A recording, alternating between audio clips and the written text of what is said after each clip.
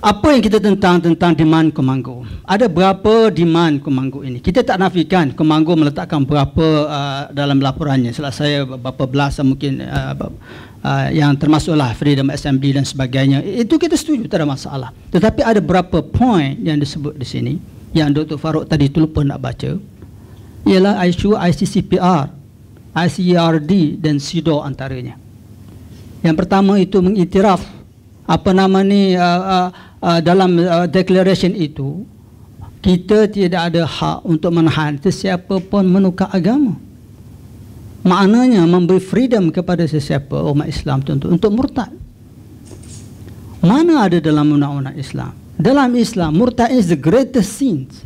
You boleh berzina, you boleh membunuh orang, but murtad is the greatest sins dalam Islam. Kalau kita submit, kita terima ini, bermakna bahawa kita terima convention ini, bermakna bahawa negara kita akan bebas sesiapa untuk murtad. Hari ini mungkin tidak berlaku secara terang-terangan dan sebagainya, tetapi akhirnya akan, kalau kita terima ini, akan menjadi bebas sebebas-bebasnya. Adakah itu yang kita nak? Kita tidak nafikan kita kena berdakwah, tetapi dalam Islam ini dia ada dua, amar ma'ruf, nahi munkar, berdakwah dan menahan. Jangan kita berdakwah saja. Ada juga orang kata kita kena dakwah lah. Betul, memang kita buat, dan saya sepas pun buat, semua orang buat, tetapi tidak menafikan nahi munkar. Begitu juga dalam Komanggo, mereka berperjuangan SIDO, iaitu rights pada human, sama rata. Yang disebutkan dalam preamble tadi, semua orang sama rata. So what's wrong? Am I not the same equal as you? No? Itu biar nantilah kita akan jawab. Oh my. Apa yang diminta sekarang ini bukan sahaja persamaan dari segi jawatan dan sebagainya, termasuk persamaan di dalam harta waris. Mana sekarang ni dalam Islam 2/3 lelaki, 1/3 perempuan.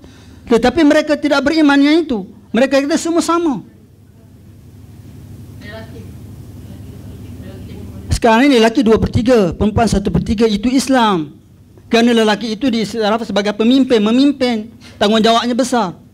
Tetapi golongan ini tidak percaya, semua orang sama rata. Mereka juga beriman bahawa kalau lelaki boleh menceraikan isteri, kenapa tidak isteri boleh menceraikan suami?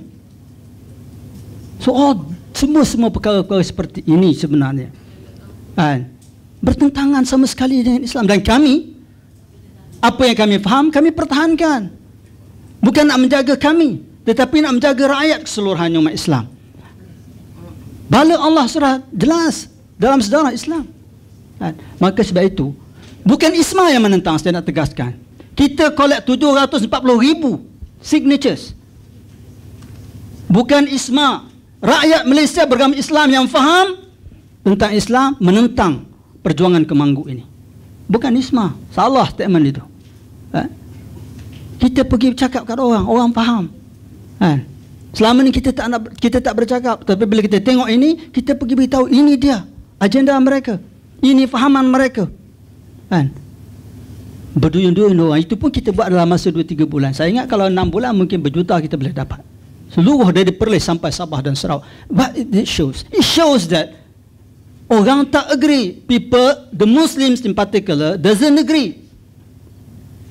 Apa yang dibawa oleh Komanggo. Kalau ikut dokumen yang saya dapat berkaitan Komanggo ni, ada 17 perkara yang disebut dalam